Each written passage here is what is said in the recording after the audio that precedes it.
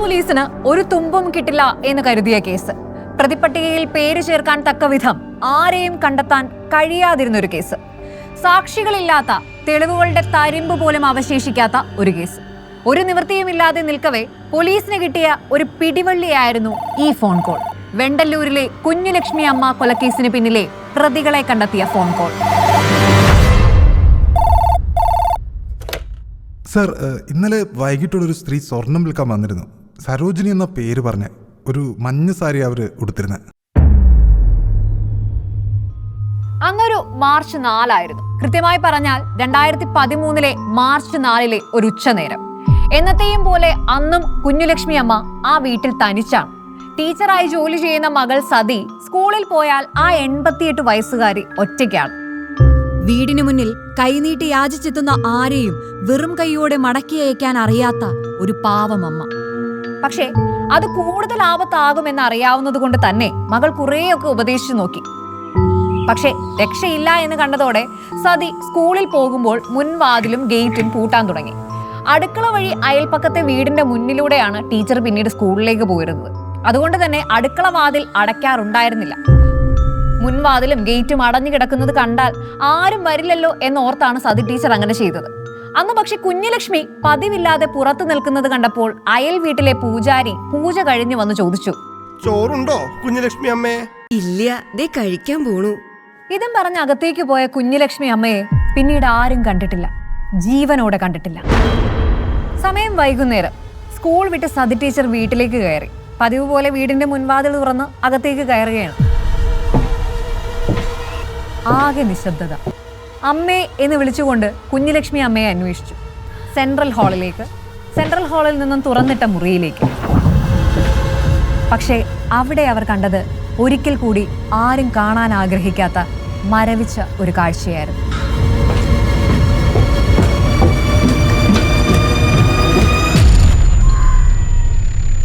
രക്തത്തിൽ കുളിച്ചു കിടക്കുന്ന കുഞ്ഞുലക്ഷ്മി അമ്മ. സതി ടീച്ചറുടെ കരച്ചിൽ കേട്ട് നാട്ടുകാർ ഓടിക്കൂടി. പോലീസിൽ വിവരമറിയിച്ചു.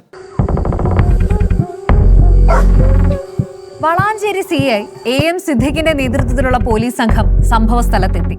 കവിളിലും മുഖത്തും ചെവിയിലും ചെവിക്ക് പുറകിലുമായി വെട്ടേറ്റ പാടുകൾ. അങ്ങനെ ആകെ മൊത്തം 27 മുറിവുകൾ. കഴുത്തിൽ തുണി കൊണ്ട് ചുറ്റിയിട്ടുണ്ട്. ബെഡിൽ മുളകുപൊടി വിതറിയിട്ടുമുണ്ട്.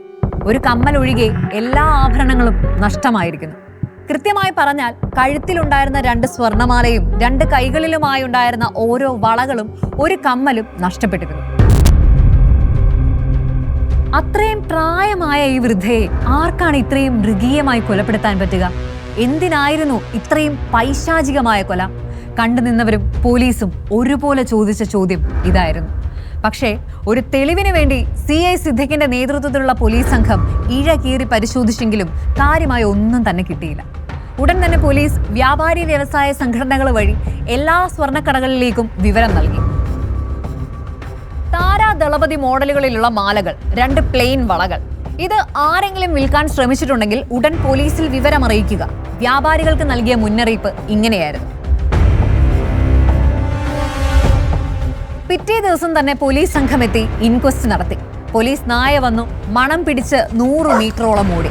ഒരു തുമ്പ് പോലും കിട്ടിയില്ല.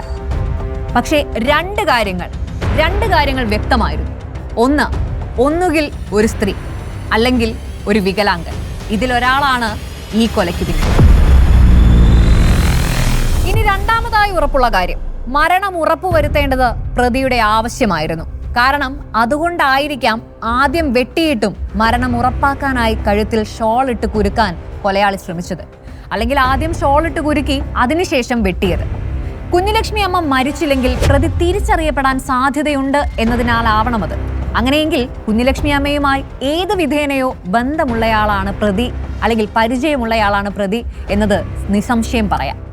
ആ സംശയം മുൻനിർത്തി ബന്ധുക്കളെയും അയൽപ്പക്കക്കാരെയും ഒക്കെ ചോദ്യം ചെയ്തുകൊണ്ടിരുന്നു പോലീസ്. പക്ഷേ സംശയത്തക്കതായ രീതിയിൽ ആരും ആ വീട്ടിലേക്ക് കയറിയതായി കണ്ടിട്ടുമില്ല, ആർക്കും സംശയവുമില്ല. മാത്രമല്ല വെട്ടിയ ആയുധങ്ങളും പോലീസിന് കണ്ടെത്താനുമായില്ല. തുമ്പുകളൊന്നും തന്നെ അവശേഷിച്ചിട്ടില്ലാതെ അന്വേഷണം വഴിമുട്ടിയ അവസ്ഥ. അതിനിടയിലാണ് വളാഞ്ചേരിയിലെ ഒരു ജ്വല്ലറിയിൽ നിന്നും ഒരു ഫോൺ കോൾ വരുന്നത്. ജ്വല്ലറി ഉടമ വിനോദിന്റേതായിരുന്നു കോൾ. സർ, ഇന്നലെ വൈകിട്ടൊരു സ്ത്രീ സ്വർണം വിൽക്കാൻ വന്നിരുന്നു. സരോജിനി എന്ന പേര് പറഞ്ഞ ഒരു മഞ്ഞ സാരി അവർ ഉടുത്തിരുന്നത്. ഇത് കേട്ട ഉടനെ പോലീസ് സംഘം ജ്വല്ലറിയിലേക്ക് പോയി. CCTVയിൽ ദൃശ്യങ്ങൾ ഉണ്ടാകുമല്ലോ, അത് പരിശോധിക്കാമെന്ന് കരുതിയപ്പോഴാണ് അറിയുന്നത് അതൊരു മാസമായിട്ട് തകരാറിലായി കിടക്കുകയാണ്. എങ്കിലും ഒന്നുകൂടെ ഉറപ്പുവരുത്താൻ പരിശോധിച്ചു, പക്ഷേ കാര്യം ഉണ്ടായില്ല. സാർ, ഇന്നലെ വൈകിട്ടാണ് ആ സ്ത്രീ സ്വർണം വിൽക്കാൻ വന്നത്. പൈങ്കണ്ണൂരെങ്ങാണ്ടാണ് സ്ഥലം. സരോജിനി, അതാണ് അവരുടെ പേര് പറഞ്ഞത്. ഒരു മഞ്ഞ സാരി ഇട്ടിരുന്നത്. എന്നിട്ട് നിങ്ങൾ ആ സ്വർണം വാങ്ങിയോ? ഇല്ല സാറേ, മോന് ഗൾഫിൽ പോകാൻ പണം സെറ്റായില്ല. അമ്മയുടെ മാലയും വളയാന്ന് അവർ പറഞ്ഞു. അവർ കണ്ടിട്ട് പറഞ്ഞൊന്നും ശരിയാന്ന് എനിക്ക് തോന്നിയിട്ടില്ല. അപ്പൊ ഞാൻ ഭർത്താവിനെയും കൂട്ടി വരുമെന്ന് പറഞ്ഞിട്ട് ഒഴിവാക്കി വിടുക ചെയ്ത്. എന്നിട്ട് അവരെങ്ങോട്ടാ പോയത്? സാറേ, പുറത്തേക്ക് ഇറങ്ങിയപ്പോൾ അവര് അപ്പുറത്തുള്ള ആരോടോ ഇങ്ങനെ കൈവീശി കാണിക്കുന്നുണ്ടായിരുന്നു. പിന്നെ റോഡ് ക്രോസ് ചെയ്ത് അയാളുടെ അടുത്തേക്ക് പോയി. പോലീസിന്റെ അടുത്ത അന്വേഷണം അതായി മാറി. ആരാണ് അയാൾ? കുഞ്ഞിപ്പ, തൊട്ടടുത്ത തുണിക്കടയിൽ ജോലി ചെയ്യുന്നയാൾ. ആളെ അന്വേഷിച്ച് കണ്ടെത്തിയപ്പോഴേക്കും പോലീസിനെ കണ്ട കുഞ്ഞിപ്പയുടെ നല്ല ജീവൻ പോയി. അതെ, കുഞ്ഞിപ്പ തന്നെയാണ് ആ സ്ത്രീയെ കൈ കാണിച്ചത്. കുഞ്ഞിപ്പയുടെ അടുത്തേക്ക് അവർ വരികയും ചെയ്തിട്ടുണ്ട്. കുഞ്ഞിപ്പയോടും അവർ പറഞ്ഞത് അങ്ങനെ തന്നെയായിരുന്നു. മോൻ നാളെയാണ് ഗൾഫിലേക്ക് പോകേണ്ടത്, പക്ഷേ ഫ്ലൈറ്റ് ടിക്കറ്റിനുള്ള പൈസ ശരിയായില്ല. അമ്മയുടെ മാലയും വളയും വിൽക്കണം. അവിടെ പോയപ്പോൾ ആണുങ്ങൾ ആരെങ്കിലും വന്നാലേ പൈസ തരൂ എന്നാണ് പറഞ്ഞത്. നീ ഒന്ന് എൻ്റെ കൂടെ വരണം, എവിടെയെങ്കിലും വിറ്റ് ആ പൈസ വാങ്ങിത്തരണം എന്ന് തന്നെയായിരുന്നു അവരും കുഞ്ഞിപ്പയോട് പറഞ്ഞത്. കുഞ്ഞിപ്പ പിന്നെ ഒന്നും നോക്കിയില്ല, നേരെ ദിലീപ് സേട്ടുവിന്റെ അടുത്തേക്ക് അവരെയും കൂട്ടിയെത്തി. സംഗതിയെല്ലാം ആ സ്ത്രീ പറഞ്ഞതുപോലെ തന്നെ അവിടെയും പറയുകയും ചെയ്തു. കുഞ്ഞിപ്പയെ സേട്ടുവിന് അറിയാം. കുഞ്ഞിപ്പയ്ക്ക് അറിയുന്ന അയാളല്ലേ, വേറെ പേടിക്കാനൊന്നും ഇല്ലല്ലോ, അയാളും ഓർത്ത് കാണണം. അങ്ങനെ സ്വർണവും വിറ്റ് ആ സ്ത്രീ പണവുമായി പോവുകയും ചെയ്തു. പിന്നീടാണ് കാര്യങ്ങൾ കൂടുതൽ കലങ്ങിമറിഞ്ഞത്. ആരാണ് ആ സ്ത്രീ? അവരുടെ പേരെന്താണ്? എവിടെയാണ് വീട്? എന്നീ ചോദ്യങ്ങൾക്കെല്ലാം ഉത്തരം നൽകേണ്ട കുഞ്ഞിപ്പയുടെ സമയമായി കഴിഞ്ഞു. പക്ഷേ എല്ലാവരെയും ഞെട്ടിച്ചുകൊണ്ട് കുഞ്ഞിപ്പ വെളിപ്പെടുത്തിയത് മറ്റൊന്നായിരുന്നു. കുഞ്ഞിപ്പയ്ക്ക് സത്യത്തിൽ അവരെ അറിയുകയേയില്ലായിരുന്നു. മുൻപ് കുഞ്ഞിപ്പ നിന്നിരുന്ന കടയിൽ സ്ഥിരമായി സാധനങ്ങൾ വാങ്ങാൻ വന്നിരുന്നു എന്നതൊഴിച്ചാൽ അവരുടെ പേരോ നാടോ ഒന്നും കുഞ്ഞിപ്പയ്ക്ക് അറിയില്ലായിരുന്നു. പക്ഷേ സേട്ട് ചോദിച്ചപ്പോൾ അവർ പറഞ്ഞ പേരും സ്ഥലവും കുഞ്ഞിപ്പയ്ക്ക് ഓർമ്മയുണ്ടായിരുന്നു. സരോജിനി പൈങ്കണ്ണൂർ.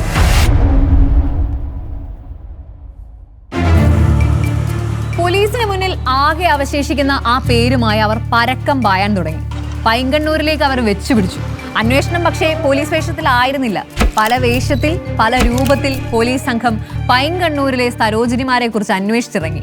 സംശയം തോന്നിയാൽ ഉടനെ കുഞ്ഞിപ്പയെയും വിനോദിനെയും കൊണ്ടുവന്ന് ഒന്നുകൂടി തിരിച്ചറിയൽ നടത്തും. ഒരു വീട്ടിൽ ചെന്നപ്പോൾ സരോജിനി മുറിക്കകത്ത് നിൽക്കുകയാണ്. വീട്ടിലെ മറ്റുള്ളവരുമായി സംസാരിച്ചിരിക്കുന്നതിനിടെ സരോജിനി പെട്ടെന്ന് പുറത്തേക്ക് വന്നു. പെട്ടെന്നായിരുന്നു കറണ്ട് പോയത്. കുഞ്ഞിപ്പയ്ക്ക് ചെറിയൊരു സംശയം, അതാണോ അയാളെന്ന്. റിയൽ എസ്റ്റേറ്റുകാരായ വേഷമിട്ടെത്തിയ പോലീസ് സംഘത്തിന് കൂടുതൽ നേരം എന്നാൽ ആ വീട്ടിലോട്ട് നിൽക്കാനും വയ്യ. നിന്നില്ലെങ്കിൽ ആ സരോജിനിയെ തിരിച്ചറിയപ്പെടാതെ പോവുകയും ചെയ്യും. ഒരുപാട് നേരം ആ വീട്ടിൽ നിന്നും ഇറങ്ങാതെ പലതും പറഞ്ഞ് പോലീസ് സംഘം അവിടെ തന്നെ അങ്ങനെ ചുറ്റിപ്പറ്റി നിന്നു. ഒടുക്കം കറണ്ട് വന്നു. മുന്നിൽ ദാ നിൽക്കുന്നു സരോജിനി. അയ്യോ സാറേ, ഇതല്ല. അങ്ങനെ സരോജിനിമാരെ അന്വേഷിച്ച് 2 ദിവസം. അതിനിടയിൽ മകൻ സുരേഷിന് ഗൾഫിൽ പോകാൻ എന്നൊരു വാക്കുകൂടി ഈ സരോജിനി പറഞ്ഞതായി കുഞ്ഞിപ്പയെ ഓർത്തു. സരോജിനി എന്ന പേരിലുള്ളയാളെ കിട്ടാതായി കഴിഞ്ഞപ്പോൾ പിന്നെ സുരേഷിനെ അന്വേഷിച്ചായിരുന്നു മൊത്തം അന്വേഷണങ്ങളും. ഒരു സുരേഷ് ഉണ്ട്, അത്യാവശ്യം കേസുകളൊക്കെ പേരിലുള്ള ഒരു സുരേഷ്. അങ്ങനെ സുരേഷിന്റെ വീട്ടിലും എത്തി. സുരേഷ് ഇല്ലേ എന്ന ചോദ്യത്തിന് പക്ഷേ ഇല്ല സാറേ എന്ന് മറുപടി കൊടുത്തത് സുരേഷിന്റെ ഭാര്യയാണ്. പക്ഷേ സംശയം വിട്ടൊഴിയാതെ പോലീസ് അകത്ത് പരിശോധിക്കാൻ തന്നെ തീരുമാനിച്ചു. പ്രതീക്ഷിച്ചത് തന്നെ സംഭവിച്ചു. തന്നെ തേടി വന്ന പോലീസിന്റെ കണ്ണു വെട്ടിച്ച് ഒളിച്ചിരിക്കുകയായിരുന്നു അയാൾ. പോലീസ് കൈയോടെ പിടികൂടി ചോദ്യം ചെയ്തു. ഒടുവിൽ സുരേഷ് സത്യം പറഞ്ഞു. ചാവക്കാടാണ് സാർ എൻ്റെ വീട്. എൻ്റെ പേരിൽ കുറച്ച് കേസുകളുണ്ടായിരുന്നു. ഞാനതെല്ലാം മതിയാക്കിയിട്ടാണ് ഇങ്ങോട്ട് മാറിയത്. 3 വർഷമായിട്ട് എൻ്റെ പേരിൽ ഒരു കേസ് പോലും ഇല്ല. കള്ളക്കേസ് കൊടുക്കാനാണെന്ന് പേടിച്ചിട്ടാണ് സാറേ ഞാൻ വിളിച്ചത്. ആ വാക്കുകൾ വിശ്വസിക്കാമെന്ന് പിന്നീടുള്ള അന്വേഷണത്തിൽ വ്യക്തമായി. പക്ഷേ പിന്നെയും വഴിമുട്ടിയ അവസ്ഥയിലായി പോലീസ് അന്വേഷണം. അമ്മയുടെ വിയോഗത്തോടെ എല്ലാം കൊണ്ടും തകർന്നു പോയ സതി ടീച്ചർ അതിനോടകം തന്നെ സ്വന്തം നാടായ പഴനെല്ലിപ്പുറത്തേക്ക് താമസം മാറിയിരുന്നു. പോലീസ് അവിടെയും എത്തി. ബന്ധുക്കളിൽ ആരെങ്കിലും സരോജിനിമാരുണ്ടോ എന്നുള്ള അന്വേഷണമായി പിന്നീട്. പക്ഷേ അങ്ങനെ ഒരാളേ ഇല്ലെന്ന് ടീച്ചർ തറപ്പിച്ചു പറഞ്ഞു. അടുത്ത ദിവസം രേഖാചിത്രം വരയ്ക്കാൻ ശ്രമിച്ചെങ്കിലും ആ ശ്രമവും വിജയം കണ്ടില്ല. ശത്രുക്കൾ, മൊബൈൽ, ലാൻഡ് ഫോൺ കോളുകൾ, അങ്ങനെ എല്ലാ വിധത്തിലുമുള്ള അന്വേഷണങ്ങൾക്കും ചോദ്യം ചെയ്യലിനുമായി അന്വേഷണം പിന്നെയും കുടുംബത്തെ തന്നെ ചുറ്റിപ്പറ്റിയായി. കാരണം ബന്ധുക്കളുടെ വീടുകളെല്ലാം അടുത്തടുത്തായി തന്നെ ഉണ്ടായിരുന്നു. എല്ലാവരോടും സംസാരിക്കുമ്പോൾ എന്തെങ്കിലും ഒരു സൂചന കിട്ടാതിരിക്കില്ല എന്ന വിശ്വാസമായിരുന്നു പോലീസിന്. അങ്ങനെ ബന്ധുക്കളെ എല്ലാം ചോദ്യം ചെയ്യലായി. ഒരു തുമ്പും പക്ഷി കിട്ടുന്നില്ല. അടുത്തത് ജോലിക്കായി വരുന്നവരാണ്. തറവാട്ടിൽ ഇടയ്ക്കിടെ ജോലിക്ക് സഹായിച്ചിരുന്നവരെ ആദ്യം ചോദ്യം ചെയ്തു. പക്ഷേ ഒരാൾ ആ ദിവസം അവിടെ ഇല്ലായിരുന്നു. ഇനി ബാക്കിയുള്ളത് ആങ്ങളയുടെ വീട്ടിലെ ഒരു ജോലിക്കാരി മാത്രമാണ്. എന്നാൽ അവരെ ചോദ്യം ചെയ്യേണ്ടത് സതി ടീച്ചർ തന്നെ പറഞ്ഞു. അവർക്ക് കാര്യമായൊന്നും അറിയില്ല, വലിയ വിദ്യാഭ്യാസമൊന്നും ഇല്ലാത്തത് കൊണ്ട് തന്നെ അവർക്ക് പോലീസിനെ കാണുന്നത് തന്നെ പേടിയായിരിക്കുമെന്നാണ് അന്ന് സതി ടീച്ചർ പറഞ്ഞത്. പക്ഷേ പോലീസുകാർ അവരോടും സംസാരിച്ചു. അവിടെയും സംശയിക്കത്തക്കതായി ഒന്നും കിട്ടിയില്ല. അതോടെ വീണ്ടും ഒരു തെളിയാ കേസ് കൂടി കേരള പോലീസിന്റെ രജിസ്റ്ററിൽ എത്തുമെന്ന് ഉറപ്പിച്ചിടത്താണ് അത് സംഭവിച്ചത്. എല്ലാവരെയും ചോദ്യം ചെയ്യുമ്പോൾ പോലീസ് ആ ഒരു വീഡിയോ ദൃശ്യങ്ങൾ കൂടി പകർത്തിയിരുന്നു. ഓരോരുത്തരുടെയും സംസാരം ഒന്നുകൂടി കേട്ട ശേഷം അതിൽ നിന്നും എന്തെങ്കിലും തുമ്പ് കിട്ടുമോ എന്ന് നോക്കാനിരുന്ന പോലീസിനെ അമ്പരപ്പിച്ചുകൊണ്ട് സ്ക്രീനിലേക്ക് കൈ ചൂണ്ടി കുഞ്ഞിപ്പ ആ പേര് വിളിച്ചു പറഞ്ഞു. പിന്നാലെ വിനോദും. സാറേ അതാണ് സരോജിനി. ആ കൈകൾ ചൂണ്ടി നിന്നത് അവരിലേക്കായിരുന്നു. അവർക്ക് കാര്യമായൊന്നും അറിയില്ല, വലിയ വിദ്യാഭ്യാസമൊന്നും ഇല്ലാത്തതുകൊണ്ട് തന്നെ അവർക്ക് പോലീസിനെ കാണുന്നത് തന്നെ പേടിയായിരിക്കുമെന്ന് സതി ടീച്ചർ പറഞ്ഞ അതേ ജോലിക്കാരി ശാന്തകുമാരി. അവരാണ് സരോജിനി പൈങ്കണ്ണൂർ എന്ന വ്യാജവിലാസത്തിൽ ആ സ്വർണം വിൽക്കാൻ ശ്രമിച്ചത്. പക്ഷേ പോലീസിന് പിന്നെയും സംശയം. ഇനി ഇവർക്ക് തെറ്റുപറ്റിയതാണെങ്കിലോ? പലപ്പോഴും അത്തരത്തിൽ സംഭവിക്കാറുള്ളത് കൊണ്ട് തന്നെ ഒന്നുകൂടി ഉറപ്പുവരുത്താൻ അവരെ വീണ്ടും ചോദ്യം ചെയ്യലിനായി വിളിപ്പിച്ചു. ഇനി പറ, എന്തിനാ കുഞ്ഞിലക്ഷ്മിയെ കൊന്നത്? ഞെട്ടിപ്പിക്കുന്ന ചോദ്യത്തോടെയാണ് ആ ചോദ്യം ചെയ്യൽ തുടങ്ങിയത്. എന്താ സാറേ പറയണേ? ഞാനോ? അമ്മേനെ കൊല്ലാനോ? ഇതായിരുന്നു ശാന്തകുമാരിയുടെ പ്രതികരണം. പക്ഷേ അധികം അടവുകൾ പയറ്റാനായി അവർക്ക് സാധിച്ചില്ല. അപ്പോഴേക്കും കുഞ്ഞിപ്പയും വിനോദും ഇവരാണ് ഞങ്ങൾ കണ്ട സരോജിനി എന്ന് തറപ്പിച്ച് പറഞ്ഞതോടെ കള്ളി വെളിച്ചത്തായി. അപ്പോഴും പൂർണ്ണമായ ആ കുറ്റം സമ്മതിക്കാൻ അവർ ഒരുക്കമല്ലായിരുന്നു. എന്നാൽ സത്യം വെളിച്ചം കാണിക്കാൻ കേരള പോലീസിന്റെ 2-3 ചോദ്യങ്ങൾ മാത്രമേ അവിടെ വേണ്ടി വന്നുള്ളൂ. ഒടുവിൽ അതും അവർ ഏറ്റുപറഞ്ഞു. കൊന്നത് ഞാനാണ് സാറേ. മാർച്ച് 1 കുഞ്ഞിലക്ഷ്മി അമ്മയുടെ വീട്ടിലേക്ക് ശാന്തകുമാരി പുറപ്പെട്ടത് എന്ത് വില കൊടുത്തും അതെല്ലാം കൈക്കലാക്കിയേ അടങ്ങൂ എന്ന് തീരുമാനിച്ചു തന്നെയാണ്. പക്ഷേ തൊട്ടടുത്ത വീട്ടിൽ ഒരു ചടങ്ങ് നടക്കുന്നത് കൊണ്ട് തന്നെ അപകടം മണത്ത ശാന്തകുമാരി എന്തു ചെയ്തു? അവിടെ നിന്നും തിരിച്ചു പോവുകയായിരുന്നു. അങ്ങനെ ശാന്തകുമാരി കാത്തിരുന്ന ആ ദിവസം പക്ഷെ വന്നെത്തി. മാർച്ച് 4. എല്ലാം കൃത്യം പ്ലാൻ ചെയ്തതുപോലെ തന്നെ നടന്നു. വെണ്ടല്ലൂരിന് ഒരു സ്റ്റോപ്പ് ഇപ്പുറത്ത് ബസ്സിറങ്ങിയ ശാന്തകുമാരി ഒരു ഓട്ടോറിക്ഷ പിടിച്ച് കുഞ്ഞിലക്ഷ്മിയുടെ വീട് കഴിഞ്ഞ് 150 മീറ്റർ അപ്പുറത്തുള്ള കുളത്തിന്റെ അരികിൽ ഇറങ്ങി. ആരുമില്ലെന്ന് കണ്ട് വീടിന്റെ മുൻവശം പൂട്ടിയിടും എന്നറിയാവുന്ന ശാന്തകുമാരി എന്ത് ചെയ്തു? അടുക്കള വഴി അകത്തേക്ക് കയറി. തൊട്ടു മുന്നിൽ നിൽക്കുന്ന കുഞ്ഞിലക്ഷ്മി അമ്മ എന്തെങ്കിലും ഒന്ന് ചോദിക്കുന്നതിന് മുന്നേ തന്നെ അടുക്കളയിൽ നിന്നും കൈക്കലാക്കിയ വെട്ടുകത്തി 4-5 തവണ ഉയർന്നതാണ്. ചോരയിൽ കുളിച്ചു നിന്ന കത്തി കഴുകി ഒളിപ്പിച്ചു വെക്കുന്നതിനിടെ ശാന്തകുമാരിക്ക് ചെറുതായൊന്ന് തല ചുറ്റാൻ തുടങ്ങി. ഇതിനെല്ലാം ഇടയിലും ഉടൻ തന്നെ ഉപ്പും മുളകുപൊടിയും ഇട്ട കഞ്ഞിവെള്ളം കുടിക്കാം എന്നുള്ള കാര്യം അവർ മറന്നില്ല. പക്ഷേ മുളകുപൊടി കഞ്ഞിവെള്ളത്തിലേക്ക് വീഴുന്നതിന് മുന്നേ തന്നെ എന്തോ ഒരു ശബ്ദം കേട്ട അവർ തൊട്ടടുത്ത മുറിയിലേക്കെത്തി കട്ടിലിൽ കിടന്നുകൊണ്ട് ജനാലയിലൂടെ പുറത്തേക്ക് എത്തി നോക്കി. ആ സമയത്താണ് സത്യം പറഞ്ഞാൽ മുളകുപൊടി ആ റൂമിനകം ആകെ വീഴുന്നത്. അപ്പോഴും കുഞ്ഞിലക്ഷ്മിയിൽ ജീവൻ ബാക്കിയാണോ എന്നുള്ള സംശയമായിരുന്നു ശാന്തകുമാരിക്ക്. ആ സംശയം തീർക്കാൻ അവർ കണ്ട വഴി സാരി കൊണ്ടുകൂടി കഴുത്തിൽ മുറുക്കി മരണം ഉറപ്പുവരുത്തുക എന്നുള്ളതായിരുന്നു. ശേഷം ആരും അറിയാതെ പുറത്തേക്ക് പോകുന്ന വഴിക്ക് തന്നെ കുഞ്ഞിപ്പ വഴി സ്വർണം വിറ്റ് കുറച്ച് കടങ്ങളൊക്കെ വീട്ടിൽ ഭർത്താവിനും മക്കൾക്കും തുണിയും പലചരക്ക് സാധനങ്ങളും വാങ്ങി. ബാക്കി വന്ന തുക തലയിണയിൽ തിരികെ വെക്കാനും അവർ മറന്നില്ല. തൊട്ടടുത്ത ദിവസം എന്നിട്ട് ഒന്നും അറിയാത്ത ഒരാളെ പോലെ കുഞ്ഞിലക്ഷ്മി അമ്മയുടെ മരണാനന്തര ചടങ്ങുകളിൽ വരെ പങ്കെടുത്തു ഈ ശാന്തകുമാരി. എന്തിനേറെ അവരുടെ കുടുംബ വീട്ടിൽ തന്നെ ജോലി തുടരുകയും ചെയ്തു. എല്ലാം അങ്ങനെ കലങ്ങി തെളിഞ്ഞു. തുമ്പും മുനയും ഇല്ലാതിരുന്ന കേസിന് പ്രതിയായി.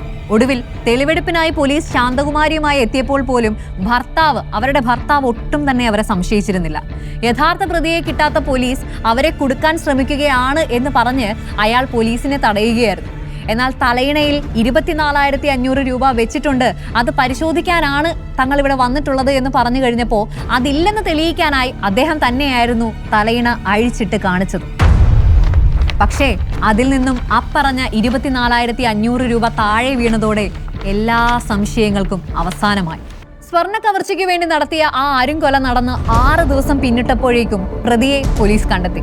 സത്യത്തെ എത്ര തന്നെ അഭിനയം കൊണ്ടും നിഷ്കളങ്കമായ പെരുമാറ്റം കൊണ്ടും മറച്ചു പിടിക്കാൻ ശ്രമിച്ചാലും അതെപ്പോഴെങ്കിലും വെളിച്ചം കാണുക തന്നെ ചെയ്യും എന്നതിനുള്ള ഏറ്റവും വലിയ തെളിവായിരുന്നു വെണ്ടല്ലൂരിലെ ഈ കുഞ്ഞുലക്ഷ്മി അമ്മ കേസ്.